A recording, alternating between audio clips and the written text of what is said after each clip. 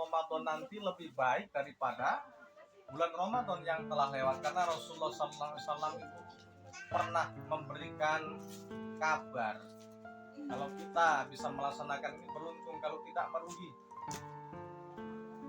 Ya, kata beliau itu, orang yang hari ini lebih baik daripada hari kemarin itulah orang yang beruntung. Orang yang hari ini sama dengan hari kemarin itu rugi. Apalagi orang yang hari ini lebih jelek daripada hari kemarin, itu orang yang celaka. Naudzubillah min. Jadi mau tidak mau kita harus mengejar target yang pertama itu. Apa itu? Yaitu puasa tahun ini harus lebih baik daripada puasa tahun kemarin. Karena apa? Kita jangan menghayal-hayal hidup masih panjang. Jangan-jangan tahun depan kita sudah tidak ada lagi, tidak bisa lagi mendapati bulan Ramadan. Dan jangan-jangan Ramadan tahun ini juga belum tentu ada jaminan bagi Anda. Bisa jadi Ramadan tahun ini Pak Imam meninggal. Nah, mudah-mudahan saya dulu yang meninggal ya. Pak Imam masih hidup. Nah, kalau saya dulu yang meninggal berarti Pak Imam ini lama meninggal. Apa tinggal bareng Pak Imam kita? Oh. Oh gitu. Bapak Alir. Maka untuk sukses di Ramadan tahun ini ada beberapa hal yang harus kita persiapkan untuk menyongsong suksesnya Ramadan tahun ini. Yang pertama, pasang niat yang baik. Bila kita untuk beribadah di bulan Ramadan, melakukan ibadah-ibadah yang istimewa yang hanya ada di bulan Ramadan. Niatkan yang bagus lillahi ta'ala, untuk mensiarkan Islam, untuk cari barokah, untuk menambah hidayah dan lain sebagainya. Susun niat yang banyak-banyak. Karena apa? Semakin banyak kita menyusun niat, semakin banyak pahalanya. Enak itu jadi orang Islam. Niatul mukmin khairun min amalihi. Niatnya orang mukmin itu lebih bagus, lebih baik daripada amalnya. Ya. Kadang-kadang kalau misalnya kita niat puasa, niatnya bagus sudah lillahi ta'ala, ini udah dapat pahala besar. Ternyata ketika puasa lupa puasa, pulang beres minum es. Nah, ya memang nggak batal, akan tetapi tadi kan udah kurang beres juga. Apalagi sengaja digoda sama suaminya yang masih muda ini, diajak main bola mau. Nah, ini sudah dapat denda, harus bayar kifarah. Yang ini nggak kita terangkan karena ini pertemuan ini sekedar untuk menyemangati kita ya. Tapi puasa, apa rukunnya, apa syaratnya, apa mawane yang membatalkannya, apa kesunahannya, apa kemajuannya, nanti boleh tanya sama Pak Imam sama Pak Arif. Inilah orang-orang alim ini ya. Saya cuma ngasih amunisi supaya peluru itu bisa ditembakkan dengan cepat menuju Ramadan nanti bisa semangat. Itu yang pertama, susun niat yang bagus. Yang kedua, senangkan hati kita untuk menyambut bulan Ramadan. Ini ada fadilah besar untuk Rasulullah SAW bersabda, man fariha bidukul Ramadana arramahullahu jasadahu minan nar.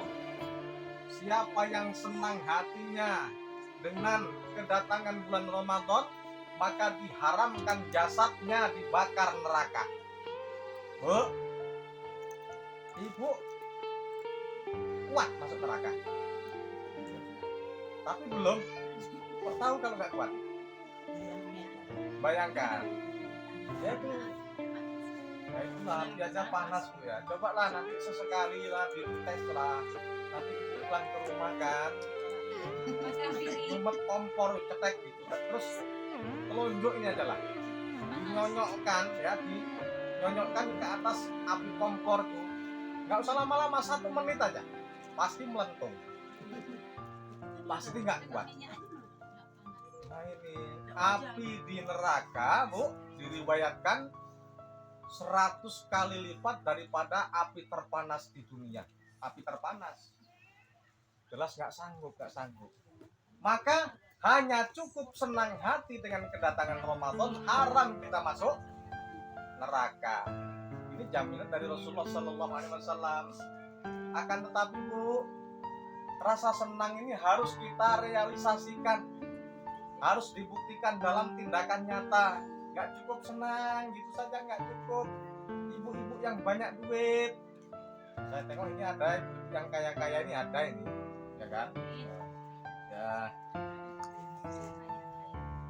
Ibu buktikan aku senang ya Allah dengan datangnya bulan Ramadan. Nanti menjelang bulan Ramadan, Ibu ngadakan kenduri.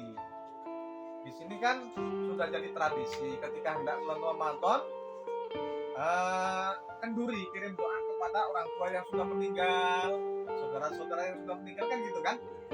Jangan hanya itu niatnya, ditambahin niat yaitu senang dengan kedatangan bulan Ramadan, merayakan itu, menyambut bulan Ramadan dengan kenduri.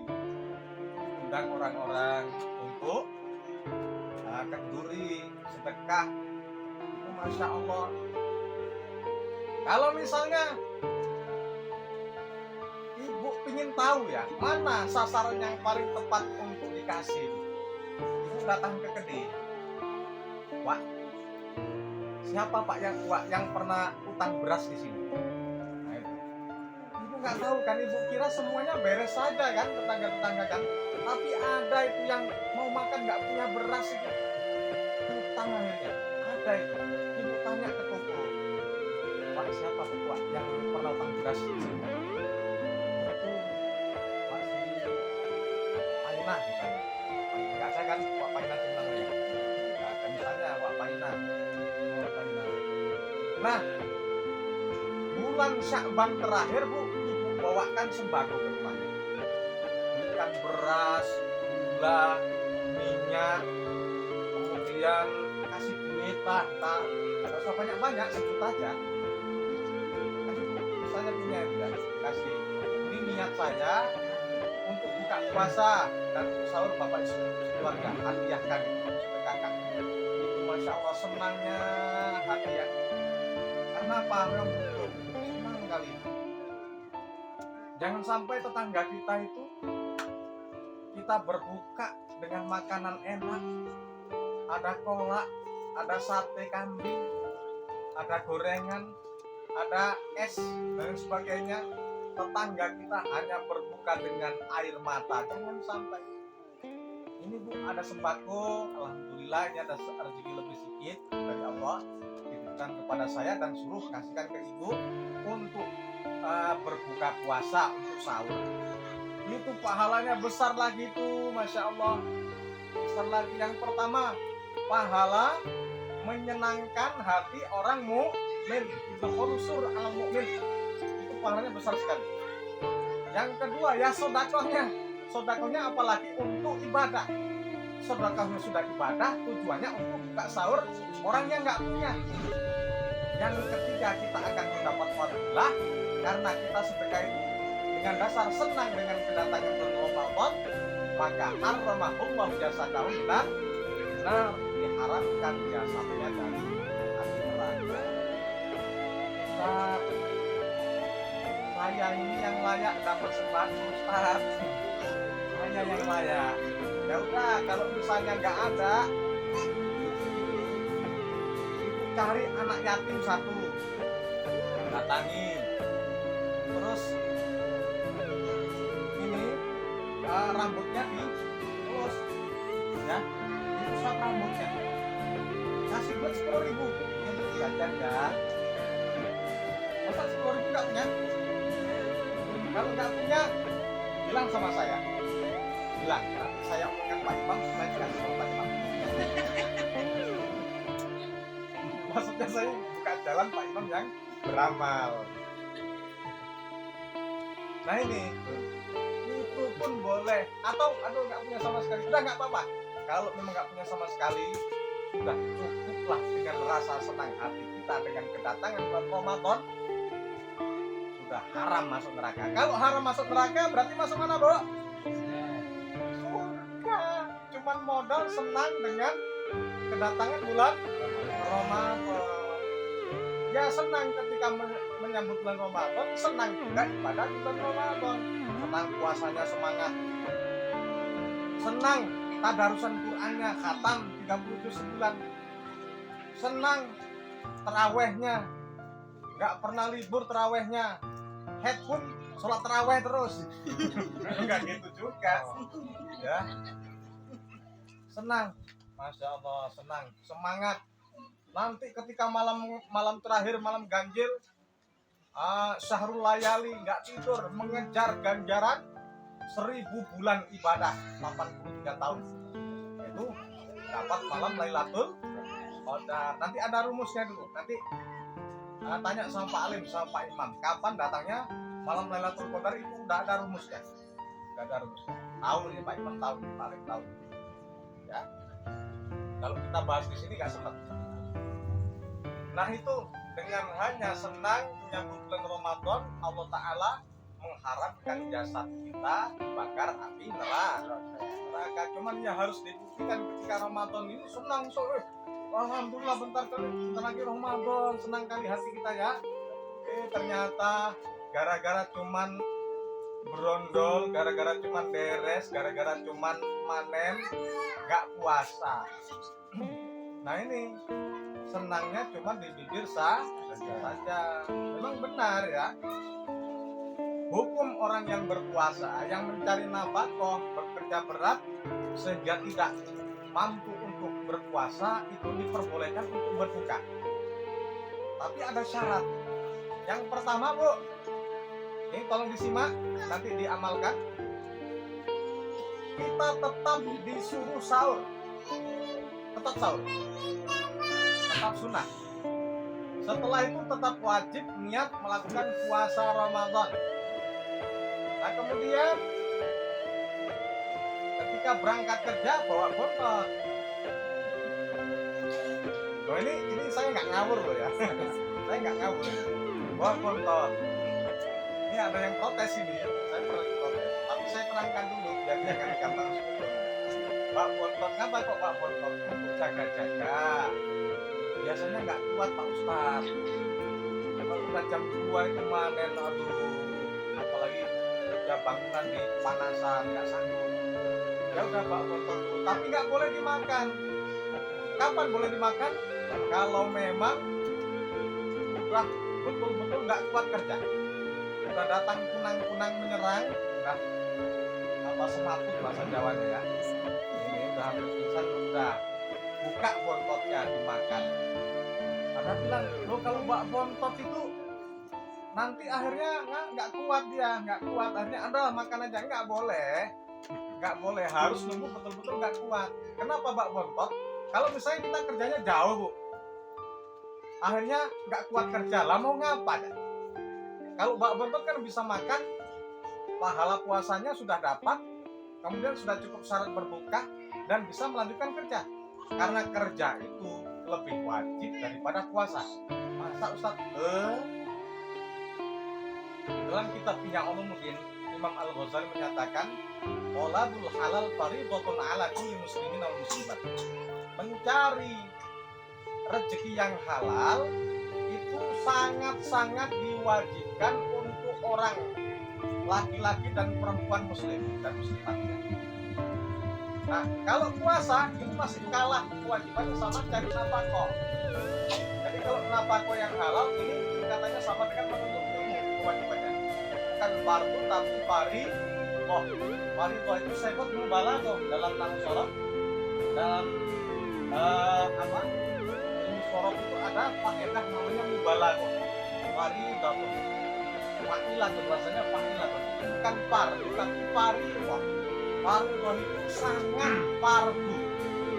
Maka ketika kita melaksanakan mendapatkan pahala yang sangat besar.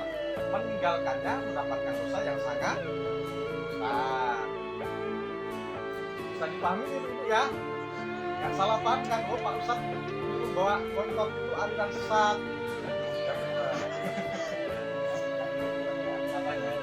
Oh ya nanti di bab berikutnya harus diganti. Oh, ya. Ngaji nanti. Karena apa? Yang ketiga yang harus kita persiapkan menyongsong Ramadan adalah pelajari ilmunya Ramadan. Bu, gak cukup Bu kita puasa cuma ikut-ikut puasa saja, gak cukup kita sholat taraweh cuma ikut-ikut jentak-jentik, jengkang-jengking, berduduk, gak cukup. Harus paham ilmunya. Gak cukup kita ngaji berotal beratun, harus paham tajwidnya. Kalau belum paham Ustaz, ya belajar itu kan enggak, ya belum harus betul kan. Belajar salah-salah wajar, tapi niatnya belajar. Kalau niatnya belajar berarti harus mau diperbaiki.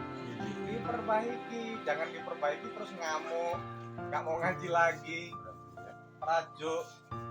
Nah, kalau kita ngaji niatnya itu belajar karena belum bisa, pahalanya dua, pahala membaca Quran dan pahala niat belajar. Tapi kalau misalnya belum betul kita niatin baca Quran, itu ada ancaman. Apa ancamannya? Rubba qori'in al-Qur'ana wal Qur'anu yal'anu. Banyak orang yang membaca Quran tapi dilaknat Quran. Kenapa? Karena tajwidnya belum betul. Nekat, nggak mau belajar lagi, nekat ngaji saja. Atau niatnya nggak ikhlas. Niatnya mau menampilkan keindahan suara. Niatnya supaya dipuji orang sekampung karena pegang mic. Ya, walaupun kalau mengaji Bu, riya pun tetap dapat pahala. Ada 3 amalan yang walaupun gak ikhlas itu tetap dapat pahala. Yang pertama yaitu membaca Al-Quran. Walaupun riya tapi tetap mendapatkan pahala membaca Quran. Karena apa? Keagungan Al-Quran itu kalam Allah. Kalam Allah. Tapi riyanya tetap dosa. Baca Qurannya tetap pahala, tapi riyanya dosa, dapat laknat Allah. Ya. Nah kemudian yang kedua, baca sholawat itu walaupun riya tetap dapat pahala, tapi riyanya dosa. Ya, baca sholawatnya pahala, riyanya dosa. Yang ketiga, belajar agama seperti ini, walaupun gak ikhlas, walaupun riya tetap pahala. Karena apa? Begitu wajibnya belajar agama. Nah inilah alasannya. Maka itu tadi persiapkan ilmunya. Dalam kitab Ta'limul Muta'allim dinyatakan afdhalul ilmi ilmu hal. Seafdal ilmu itu adalah ilmu hal. Apa itu ilmu hal? Itu yang ada yang tahu? Kalau ada yang tahu saya kasih hadiah. Apa itu ilmu hal? Sudah saya sering sampaikan ya. Apa? Gimana? Ilmu fikih? Ilmu fikih yang? Sesuai dengan kejadian. Ilmu hal itu adalah ilmu yang kita pelajari karena untuk menyongsong amal. Kita mau sholat, belajar ilmunya sholat, itu namanya ilmu hal. Kita mau Ramadan, kita belajar ilmunya puasa, nah itu ilmu hal. Ya, nah itulah ilmu hal. Jadi ilmu yang kita hadapi dan diamalkan itu ilmu hal. Itu seabdol-abdolnya ilmu. Nah itu sudah ada 3 ya, niat yang baik. Kemudian apa tadi? Senangkan hati menyambut bulan Ramadan. Yang ketiga, persiapkan ilmu menghadapi bulan Ramadan. Udah itu saja kita laksanakan sudah bagus sekali. Itu Bu, Masya Allah Bu, orang yang puasa nanti kata Rasul mempunyai 2 kebahagiaan. Iswa ini farhatan, untuk orang yang berpuasa mempunyai dua kebahagiaan. Yang pertama, farhatul inda iftori, kebahagiaan ketika berbuka puasa, wa farhatul inda liqa'i rabbil jannah, dan kebahagiaan ketika melihat Tuhannya di dalam surga. Jadi ini disyaratkan kalau orang berpuasa cukup rukun syaratnya, penuhlah ininya, itu dijamin masuk surga. Karena apa? Kebahagiaan yang kedua itu adalah melihat Allah di surga. Jangan kita bayangkan paling tempat surga itu makan minum di surga, makan panas apa makanan anggur dan minuman surga itu kan panas salwa, itu bukan itu yang paling nikmat. Bukan mandi-mandi sama bidadari, bukan itu yang paling nikmat. Mohon maaf, bukan kelonan sama bidadari sama bidadara, bukan. Yang paling nikmat di dalam surga itu adalah melihat zat Allah dan mendengarkan kalam Allah dengan mata dan telinga kepala. Ini yang paling nikmat, dan itu akan kita dapatkan di dalam surga kelak. Nah, maka iso ini perhatian orang yang puasa mempunyai dua kenikmatan, kebahagiaan. Yang pertama adalah indah iftori, ketika berbuka puasa. Bu, ibu ingat gak ketika buka puasa tahun kemarin atau nanti kan tahun depan ini ya, ini tahun ini puasa tahun ini, walaupun hanya pakai daun ubi rebus kemudian pakai sambal belacan sama ikan asin, itu dibandingkan dengan ketika nggak puasa, enak mana Bu? Enak ketika puasa itu. Senang begitu, hasilnya senang ketika berbuka puasa. Apalagi buka puasa itu ada gulai ayam kampungnya, nasinya nasi apa itu ST, bukaannya lengkap, ada es teh, ada kolak, ada gorengan, ada bubur kacang hijau. Masya Allah, itu lengkap. Akan tetapi ingat Bu ya, ada satu kebiasaan buruk orang-orang umum kita ini, ketika di bulan puasa diada-adakan. Padahal Bu, niat daripada puasa itu adalah untuk mengekang hawa nafsu, utamanya nafsu makan. Ya. Karena apa? Setan itu bisa lemah karena kita lapar. Karena setan itu bisa menggoda kita lewat nafsu. Nafsu itu tidak bisa dikendalikan setan ketika nafsu melemah. Nafsu bisa melemah karena kita lapar dan dahaga. Maka asyamu junnatun minasyaiton. Puasa itu adalah tameng dari setan. Maka Bu, ketika berbuka puasa Bu, mohon maaf ini ya, ini protes tapi membangun ini. Nasihat umum tapi membangun, dan utamanya untuk diri saya sendiri. Kalau buka puasa Bu, udah menunya seperti hari-hari biasa. Kalau misalnya Ibu seminggu pakai ikan 2 kali, ya udah ketika puasa juga 2 kali aja. Biasanya pakai kangkung, pakai terong, pakai genjer, pakai daun ubi, sawi putih, sawi pahit, pare pahit. Ya itu juga. Jangan tiap hari lengkap. Ketika puasa sayurnya ada, ikannya ada, kemudian jengkol rendang ada, sate kambing ada. Pokoknya apa yang mau ada, usahakan. Jangan itu, saya tanya Bu, itu yang ngajak begitu, ngajak mewah-mewahan siapa itu? Setan, betul. Saya tanya lagi, setan itu kawan apa musuh? Musuh itu dikawani apa dimusuhi? Dimusuhi. Setan itu didekati apa dijauhi? Setan itu diingkari apa dituruti? Nah ini dituruti. Ini enaknya ini gulai kambing. Wah, nyari gulai kambing. Itu dituruti kok. Ya, dituruti.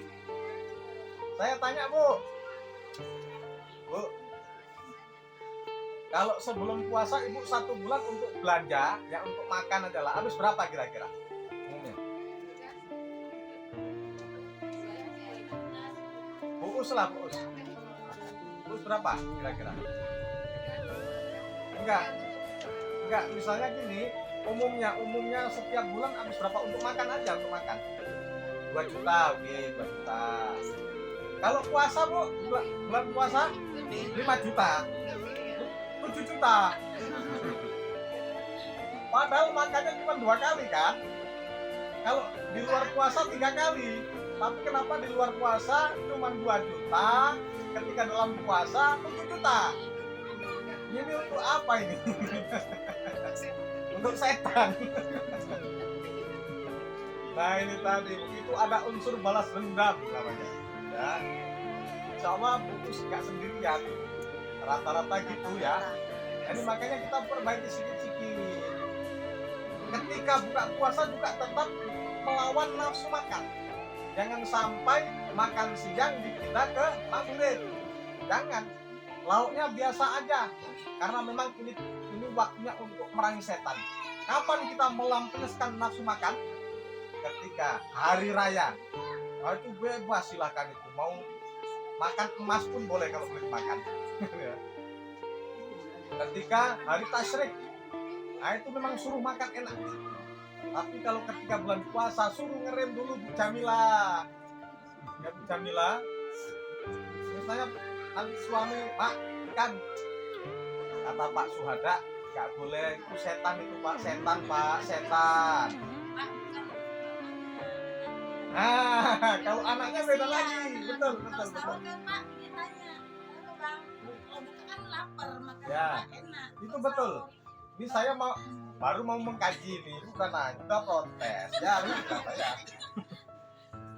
Kecuali anak Bu, kita latih untuk puasa, Mak. Buat pola ya, Mak. Oh ya, buatkan biar dia senang puasa.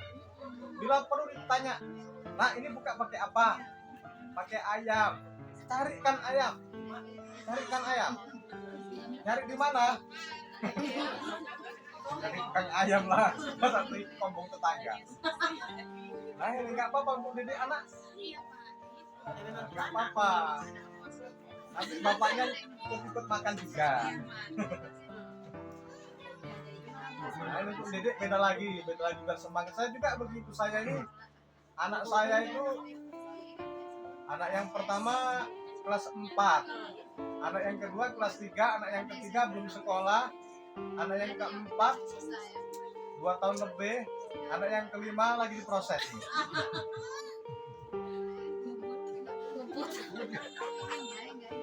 Nah kemudian Bu, ini anak saya ini saya latih puasa tapi gak saya paksa puasa Senin Kamis, karena santri-santri kita di pondok pesantren kita itu saya wajibkan puasa Senin Kamis ya, tapi untuk yang mampu, yang nggak mampu nggak dipaksa. Maksudnya yang nggak, ketika puasa nggak ganggu pelajaran itu saya wajibkan, tapi kalau yang nggak kuat hanya pelajaran terganggu, lebih baik karena lebih utama belajarnya ya, lebih belajarnya. Anak-anak saya yang kecil itu juga saya suruh tapi nggak dipaksa. Makanya setiap Senin Kamis itu menunya enak biar anak-anak ini senang puasa. Nanti yang nggak puasa saya ledekin, nggak puasa ikut makan enak, nggak malu. Akhirnya dia malu juga, akhirnya ya udahlah nanti ada puasa, ayo ke depan dia puasa, nggak apa-apa gitu, didik nggak apa-apa ya, bagus. Nah mungkin materinya hanya itu saja ya. Jadi Bu, mudah-mudahan pertemuan singkat ini ada 3 poin yang harus kita kejar untuk mengejar kesuksesan Ramadan tahun ini ya. Mudah-mudahan saja Allah Ta'ala menyampaikan umur kita di Ramadan ini. Karena doanya, doa yang sekarang, kalau doa yang kemarin bulan Rajab, Allahumma barik lana fi Rajaba wa Sya'bana wa balighna Ramadana. Ya Allah, berkahilah kami di bulan Rajab dan bulan Sya'ban, dan sampaikan umur kami sampai bulan Ramadan. Kalau sekarang Rajabnya dihilangkan. Allahumma barik lana fi Sya'bana wa ballighna Ramadan. Nah, kita minta mudah-mudahan kita diberkahi di bulan Rajab kemarin dan bulan Sya'ban ini, yaitu dengan mampu latihan puasa, karena Rajab dan Sya'ban ini adalah tangga menuju Ramadan, yaitu ibadahnya sama-sama puasa, melatih jiwa raga supaya kuat nanti ibadah di bulan Ramadan. Yaitu yang pertama, susun niat yang baik menghadapi Ramadan. Yang kedua, senangkan hati menyambut bulan Ramadan. Yang ketiga, persiapkan ilmu untuk menjalankan ibadah-ibadah Ramadan nanti. Semua ibadah dilandasi dengan ilmu. Ini Bu, karena kita orang Islam, bukan belajar itu ketika muda, belajar itu ketika hidup. Ketika hidup wajib belajar.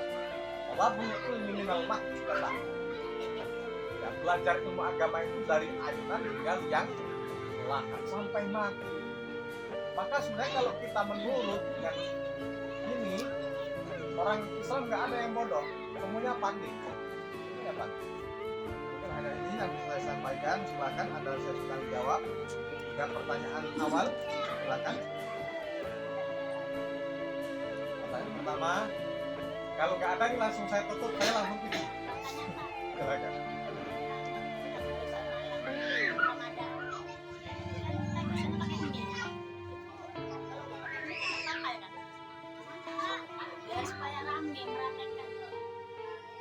Ya, terima kasih. Pertanyaan kedua. Ini kan bulan Sya'ban, seumpamanya kami ambil hari Senin, hari Kamis itu bisa. Ya, pertanyaan ketiga. Ini pertanyaan terakhir. Itu yang meninggal di bulan puasa apa kemudiannya. Oh ya, terima kasih. Pertanyaan pertama dari luar sini, yaitu tadarus pakai mic. Ya, kalau tadarus pakai mic itu, kalau biasanya kalau bulan Ramadan kan pakai mic untuk menyemarakkan. Kalau nggak pakai mic gimana? Kalau nggak pakai mic ya boleh-boleh saja, bagus-bagus saja. Kalau pakai mic bagaimana? Ya bagus-bagus saja. Sekarang tinggal niatnya, Bu. Misalnya kita suaranya cantik kayak luar sini kan ini vokalis selawat ya. Untung ibu luar soleha. Kalau nggak soleha nggak jadi vokalis selawat, jadi biduan keyboard. Itu soleha ya. Ini suaranya bagus, niatnya biar menyemarakkan Al-Quran di bulan Ramadan. Karena apa? Salah satu nama Ramadan adalah Syahrul Quran, bulan Quran di bulan Ramadan. Maka Al-Quran harus disemarakkan. Jadi kalau suaranya bagus, tajwidnya lumayan, ngaji, itu orang kan senang dengarnya. Bu War ngaji orang senang. Apalagi anaknya ibu itu ya, si sama ibu, si Ayu ya kan, kakaknya itu si apa? Bagus-bagus suaranya itu. Itu senang orang dengar, itu semangat. Bagus, niatnya itu tambah lagi pahalanya. Yang penting jaga keikhlasan. Itu ya. Kalau misalnya nggak pakai mic, ya bagus-bagus saja, itu lebih terjaga hatinya. Nah, lebih terjaga hatinya. Tapi ya jangan sampai nggak baca di mic. Jangan ada yang, maksudnya ngaji di mic itu tetap ada di bulan Ramadan. Karena memang biar semarak, biar semarak. Pak, saya belum pandai ngaji Pak, kalau pakai mic gimana? Ya boleh-boleh saja. Tapi itu tadi Bu, kalau ngaji tadarusan ada yang satu pandai itu untuk ingatkan ketika ada yang salah, diperbaiki, jangan didiamkan saja. Ini sudah sepakat ya. Jadi kita mau ngaji Quran bulan Ramadan, tapi harus ada perkembangan. Niat kita belajar. Karena kalau masih tajwidnya belum bagus, ngaji itu berdosa. Pahala tapi ada dosanya, ya. Maka niatnya belajar, maka nggak ada dosa. karena namanya orang belajar pasti salah dulu kan, tapi yang namanya orang belajar harus mau diperbaiki. Itu tuh saya pesan ini ya. Nah, nanti insya Allah tambah bagus. 1 bulan penuh tadarus diperbaiki apa nggak melejit kemampuannya bagus. Dulu itu ada di Kediri ada kasus ketika anak-anak tadarusan pakai mic salah-salah ngajinya, dihentikan sama Pak Imam. Udah, nggak usah ngaji lagi, salah semua, dilaknat Quran kalian. Pak Imam satu lagi datang, udah nggak apa-apa, ngaji aja lah. Orang-orang Islam kok suruh ngaji, kok nggak boleh ngaji. Akhirnya bertikailah 2 Pak Imam ini, bertikai dalam kebaikan. Akhirnya nggak ada yang mau kalah dan nggak ada yang mau ngalah. Datang ke Lirboyo ngelapor, didatangkan lagi Aziz Abdullah almarhum yang santri paling alim di Lirboyo yang baru meninggal, itu kan, datangkan untuk menyelesaikan kasus ini. Jadi Pak Aziz itu menjawab begini, betul Pak Imam yang larang betul, karena apa? Jelas, rubah korina Al-Qur'ana wal Qur'an yal'anu. Banyak orang membaca Quran dilaknat Quran karena salah satunya ini tajwidnya nggak pas. Tapi betul juga Pak Imam yang kedua ini, orang Islam itu disuruh baca Quran, ya jangan dilarang. Maka solusinya tetap membaca Quran supaya tidak dilaknat, diniati belajar. Kalau diniati belajar berarti ada yang memperbaiki. Nah kalau diniati belajar, kalau diprotes jangan ngambek, jangan muntung, jangan marah. Paham nih ya? Nah, nanti kita jadi melejit kemampuannya. Maka nanti mohon minta tolong nih Pak Imam, minta tolong mak lagi guru-guru ngaji, disimak itu. Yang tadarusan baik ibu, kan semangat nih, semangat kali, semangat kan? Kalau bapak-bapak, coba menyemangati ya, semangati. Ayo mak ngasih mak, tapi bapaknya ngaji. Nah itu simak, diperbaiki pelan-pelan, nanti tambah bagus. Udah Bu? Pertanyaan kedua dari Mbak Sukiyati. Nama Mbak? Puasa Sya'ban diambil Senin Kamis. Oh ya, puasa Sya'ban diambil Senin Kamisnya aja karena kerja berat. Nah gitu ya. Ya boleh saja, boleh. Ini pahalanya double, dapat pahala Senin Kamis, dapat pahala puasa Sya'ban, boleh. Walaupun ya sebenarnya yang paling bagus itu adalah dari awal sampai 15 Sya'ban. Bahkan Rasulullah itu Bu nyaris 1 bulan penuh puasa Bu, ya, nyaris 1 bulan penuh puasa. Ini bulan Sya'ban itu bagus sekali. Ini Sya'ban tanggal berapa ini sekarang? Tanggal 2 ya? Lupa Ustaz kok nggak puasa. Lah saya dikasih minum kok, ya saya minum lah. Saya ini mau musafir Bu, ke Jawa ini ya. Nah ya, kalau musafir itu puasa fardhu pun itu boleh nggak puasa ya. Tapi ya puasa bagus. Nah, ini karena saya menghormati Pak Alim nih yang udah membuatin, ya saya udah dapat pahala banyak ini, menghormati Pak Alim kan. Nah boleh Mbak, boleh. Tapi kalau misalnya mau ngambil satu aja pas nisfu Sya'ban ya, itu inti di bulan Sya'ban, puasanya nisfu Sya'ban. Kalau mau puasa sebulan penuh boleh, yang penting tanggal 30 jangan. Itu yang musyak, hari Rabu. Kecuali ibu-ibu yang sudah biasa puasa sunnah, sudah istiqomah, misalnya puasa Senin Kamis sudah istiqomah, pas tanggal 30 Sya'ban tetap puasa nggak apa-apa ketika bertepatan dengan Senin Kamis. Atau ada yang puasa dahar, puasa naun, ya puasa aja bagus, puasa Daud nggak apa-apa. Tapi yang nggak istiqomah puasa nggak boleh di situ puasa, dapat hukum makruh tahrim, makruh haram ya. Nah Mbak, pertanyaan ketiga dari Mak Legi, ketika ada orang meninggal dunia di bulan Ramadan itu ya Mak ya, dalam keadaan puasa meninggal, itu wajib bayar fidyahnya enggak wajib. Karena apa? Dia kan puasa tadi kan. Oh, puasanya cuma 1 hari. Ya, enggak. Meninggalnya puasa ketiga. Puasanya hanya 1 hari. Sakit gitu ya? Sakit. Sakitnya apa, Bu? Memang nggak sanggup puasa lagi. Kalau nggak sanggup puasa lagi, itu dibayar fidyah. Fidyahnya itu 1 hari 1 mud. 1 mud itu sekitar 7 on beras ya. 7 on kurang sedikit aja. Nah, jadi 2 hari itu dibayarkan fidyahnya. Enggak. Karena kan kalau udah meninggal kan nggak wajib lagi puasa. Masa udah meninggal tetap suruh puasa, ya.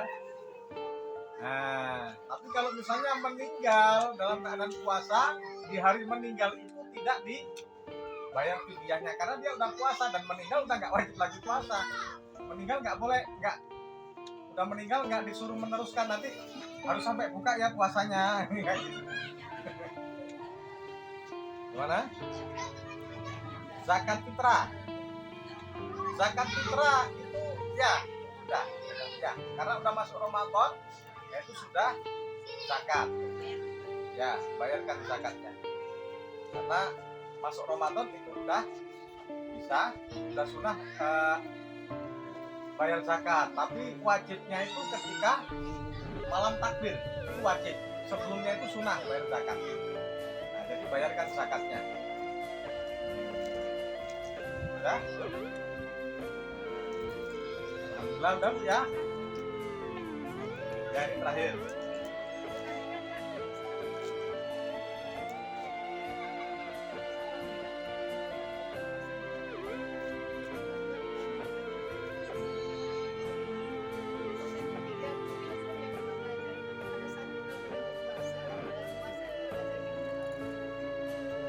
Ya, jadi Bu, bagaimana yang maksudnya adalah menyenangkan hati yang bulan puasa.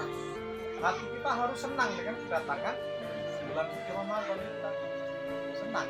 Fadilahnya tadi diharamkan dibakar neraka.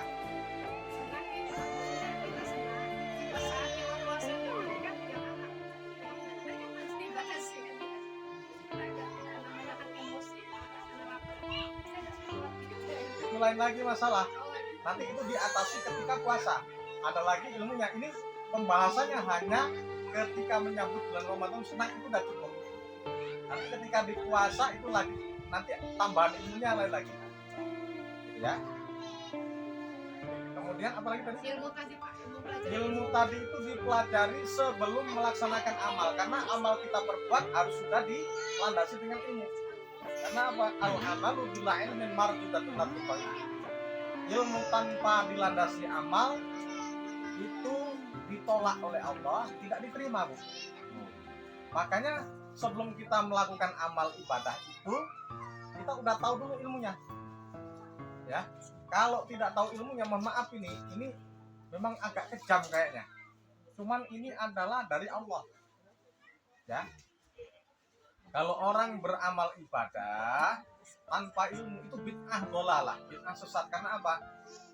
Menciptakan ibadah sendiri. Ibadahnya tidak sesuai dengan yang diajarkan ulama, berarti tidak meniru Rasul, tidak dari Allah. Itu menciptakan ibadah sendiri, menciptakan agama sendiri itu tadi. Nah, itu bid'ah dhalalah, bid'ah yang sesat. Nah, ini maksudnya Bu, bukan kita itu disuruh pesimis. Aduh, aku orang awam, nggak sah, ya udahlah, nggak sholat sekalian lah, nggak puasa sekalian, bukan itu maksudnya. Maksudnya disuruh belajar sampai bisa, gitu ya. Sudah Bu? Alhamdulillah, terima kasih banyak. Mungkin hanya sekian yang bisa saya sampaikan. Mudah-mudahan bermanfaat khususnya untuk diri saya sendiri dan umumnya untuk jamaah sekalian. Nanti kita amalkan Bu ya, diamalkan. Karena kita takut Bu, ini malaikat maut udah ngintip terus loh Bu. Kita nggak tahu kan diintip, nggak tahu Bu diintip kan. Jarang yang tahu, orang diintip kan jarang tahu kan. Yang ngintip kan diam-diam. Ini malaikat maut ini ngintip, tinggal nunggu aja. Nah, maka belum tentu kita bisa sampai umur di Ramadan tahun depan. Maka ini kita sukseskan. Anggap saja ini adalah Ramadan terakhir. Anggap saja begitu. Mungkin kemungkinan besar memang begitu. Kemungkinan besar kita ini Ramadan terakhir. Maka kita persiapkan ya. Aku kan masih muda. Banyakan yang meninggal muda Bu daripada yang sepuh-sepuh. Coba di sini yang sepuh siapa coba? Mbak Rosid, Mas Nia. Ya ini yang sepuh-sepuh kan. Yang lain kan nggak ada kan? Berarti Bu, ini kawannya Pak Rosid, kawannya Bu Mas Nia itu udah meninggal waktu muda. Ya kan? Karena nggak ada lagi yang sebaya. Berarti udah meninggal waktu muda. Betul kan? Jadi jangan ibu anggap aku masih muda kok, masih lama matinya. Belum tentu. Belum tentu. Saya sama Pak Rosid ini loh. Saya muda. Pak Rosid tua. Bisa jadi Pak Rosid meninggal duluan, saya belakangan, atau saya meninggalnya belakangan, Pak Rosid.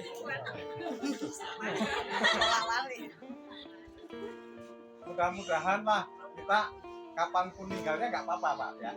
Yang penting dalam ketaatan, diridhoi Allah dalam husnul khotimah. Wallahu a'lam bishawab. Saya minta maaf kalau ada kesalahan-kesilapan.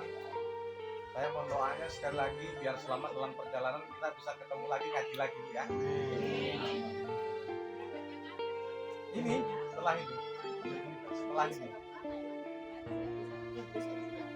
setengah bulan insya Allah setengah bulan.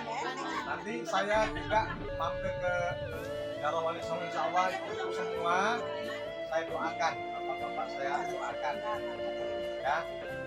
Nanti kalau ada minta doa khusus SMS saja. Nanti saya bacakan. Gak dijawab tapi didoakan di sana. Tahu ya? Assalamualaikum warahmatullahi wabarakatuh.